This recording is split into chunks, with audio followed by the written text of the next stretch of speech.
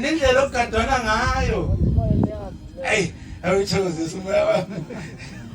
into ethwazezela and mase eceliwe ufanele mase eyiweza kade igadile iwezela kimi kunomcimbi omkhulu kumele wenzeke yini lengane ikatiwe nini Nangasho nonke. yes kuvume ingane cha iningi kuthi man tshayele ngane umuntu ufuna ufundi mayile ngane akabantu futhi ufuna ukugala hayi lengane le ikade utheba leyakhe andinte ebuhlungu wami ucela ingane ade igadiwe komunye umuzi ithekade igadiwe base bokwenza umcimbi ukuthi usiyahamba-ke usiyogana hey kade kugadile yonke leminyaka lena bese iholela umuntu uthe omunye enza umcimbi ukuthi usiyahamba uyala icele khona wahlala ingane esiswini ebuhlungu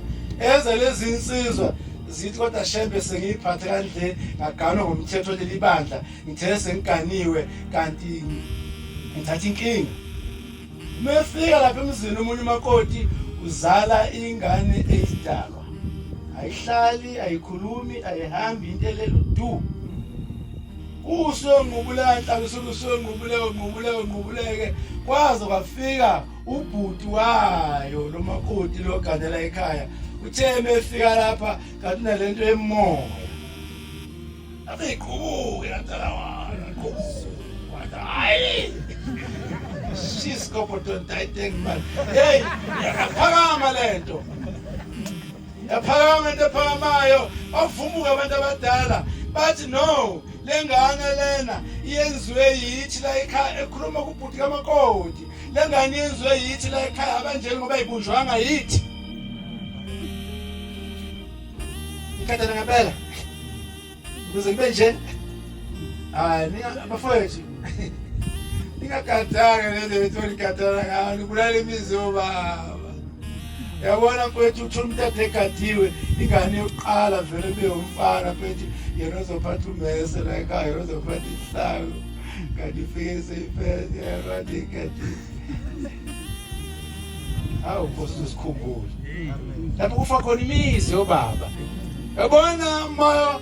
kwaze kwayikhanda kanti aliqondile la egcekeni awuphinde bekhona lo muzi into ofana la empepheni thina sesimthuka ushembe uNkulunkulu onjani owunikelana umuntu nje ngoba ngamcela kuwe nenkosazana ngapha ijo ukunikelana umkhwela nje ngoba ngangiphethe kahle amasho ke imizi yabantu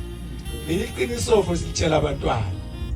ngoba bengaphila emakhaya ayikho into esiyikholwayo uma nje imisamo ethi ngaqondile nakoNkulunkulu akuzukuqonda osekusele